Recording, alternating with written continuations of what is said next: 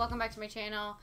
Today I'm going to be doing a type of video that I've actually never done on my channel. You may have heard of them before, I'm not sure. It is a somewhat unique idea that most people don't really do on a regular basis. This is one of those videos that's sort of an anomaly in the beauty community.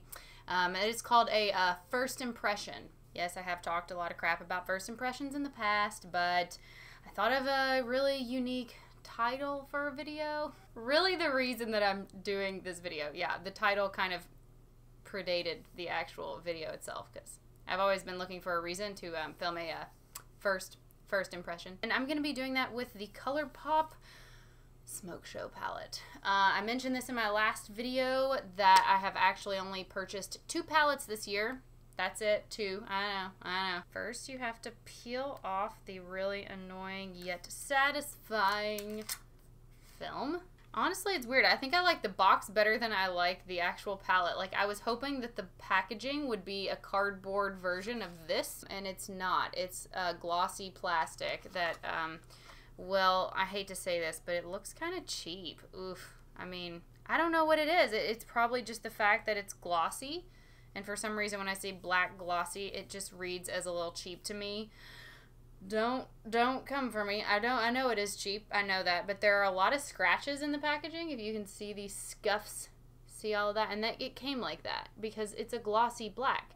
There's actually, there's some parts of the interior of my car that are glossy black, and I thought I would really like it when I first got it. I was like, ooh, pretty. And what happened? It got scuffs all over it, just like this. Yeah.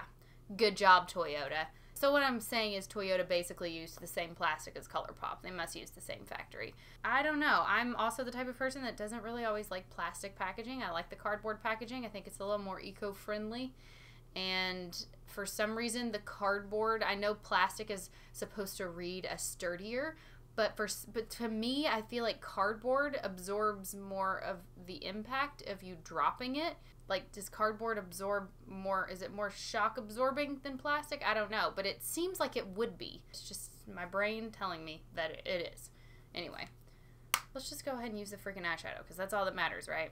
I'm just going to conceal my eyes. I'm not going to put any kind of sticky primer down. My eyes don't do well with super sticky primers. It just makes the eyeshadow skip. So yeah, I love the mirror though. So I think maybe that's the trade-off. You get the plastic packaging so you don't have that like mirror that has 2 inches of cardboard paper all the way around it. And yes, I do have mascara on because I've already been alive today. So this is kind of an afterthought in my day. I decided I was going to film this. I've been sitting on the title for way too long, and I'm sure somebody else has already thought of the title, but let's just pretend like they haven't, okay? I don't want to set my eyes too much, so I'm just going to use what's left over on my brush. I don't know why, but I keep wanting to call this palette Smock Show.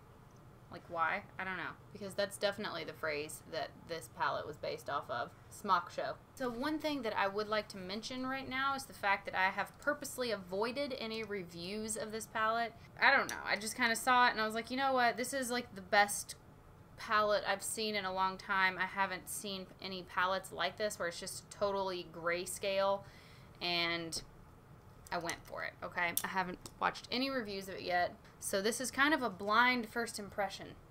I have no one's review in my ear kind of telling me what I should think or what I shouldn't think about it. So this is the palette, if you all haven't seen it.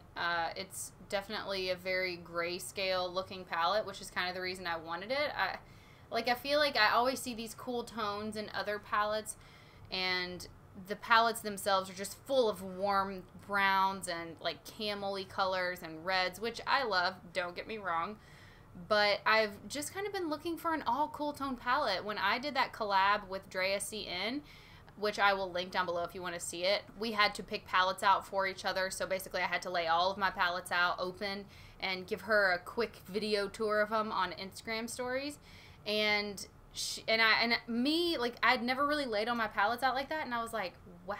Wait a second, they all look the same. Why do they all look the same? Because I always tell myself that every time I'm buying a new palette that I'm buying this one because it's different. There are a handful of different palettes in there, and the thing is, I end up buying palettes because they appear to be different, because they have, say, a handful of grayish neutral colors in there, and what else do they have in there? nothing but warm browns and reds and oranges and yellows and stuff. So I'm basically going to start with Stone Face, which is this very, very, very pale gray right here. I'm not sure how it's going to come off on my eye. I haven't even swatched these yet. So this should be interesting.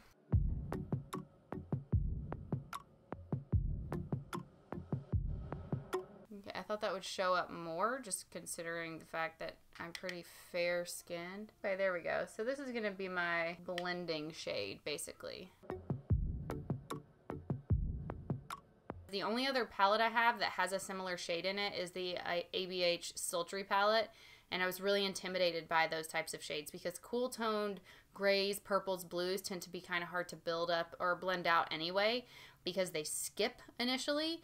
But this one is actually not as saturated in color, and therefore it's easier to blend out, which is really good because it's kind of hard to find in a gray shadow. Way to go, Colourpop.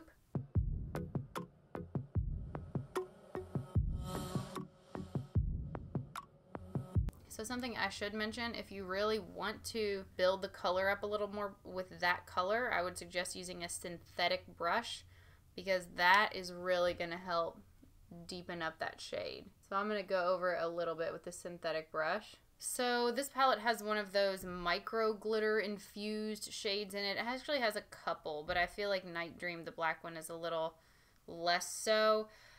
Those are not my favorite types of eyeshadows. If you've seen any of my videos before and me talking about those, I do tend to criticize those pretty heavily when it comes to the micro glitter. But what I also tend to do is I treat them like matte shades, and I use them like matte shades. I really don't ever have a lot of luck getting that micro glitter to translate very well on my eyelid. The Ignite shade, which is this one right here.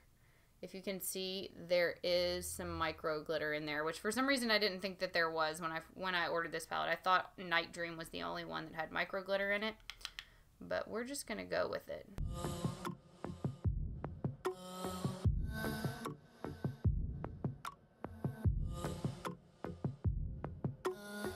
So it's skipping a little bit, if you can see, just barely.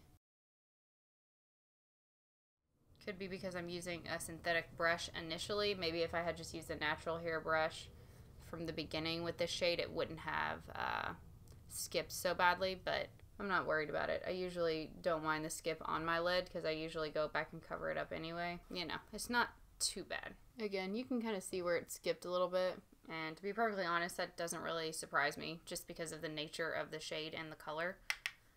And it's not as bad as some of the others I've had. I will say though, it's a little harder to criticize $12 palettes. Everybody has their own preferences when it comes to eyeshadow formulas, and me, I tend to like them less saturated so that I can build them up a little more easily and blend them out a little more easily. I'm gonna do Let's Do It, which is just that black. It's almost a really, really, really, really, really dark gray, because I wouldn't say it's the blackest eyeshadow I've ever had. But I am going to take it on this tiny little natural hair brush to hopefully allow it to blend a little bit better, because I'm going to put it right in my crease. Right where we're doing, just same thing. Just the most basic eye look you could possibly think of, and that's what we're doing today, basically.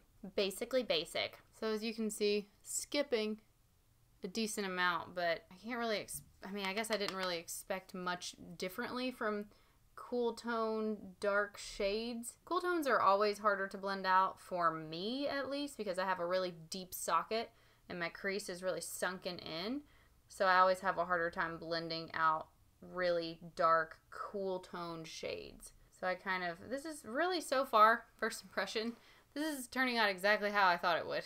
These are pretty much your run-of-the-mill eyeshadows, but that's okay. Except for that first one, Stone Face. I love that one, and I love that it blends out as easily as it did. I will say that these two shades are very, very similar. Like, I can't really see getting two completely unique looks with these two shades, and those are the top and bottom shades, Smokin' and Full Metal.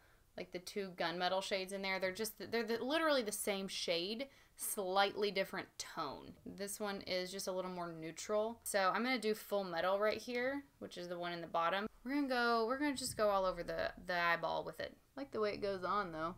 It's not super dusty, so that's good. Some certain foiled eyeshadows from certain brands that just flake off your finger when you go to put them on your eyelid. That is so annoying. So far, does this palette do what it says it's going to do? Yes, it does. And I absolutely love this type of look. I used to do this all the time when I was in college. This is like really like giving me flashbacks right now. I'm gonna do Slated right here, and we'll do it just on my lower lash line. Just gonna smudge it out. It's part of the video where I try not to make the worst face ever. Oh, who am I kidding?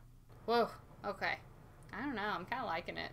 This is so giving me freaking college flashbacks. Jesus Christ. Like, wore the skinny jeans and the ballet flats and thought I was like the edgiest, coolest person on the freaking planet. I like it. This is the palette.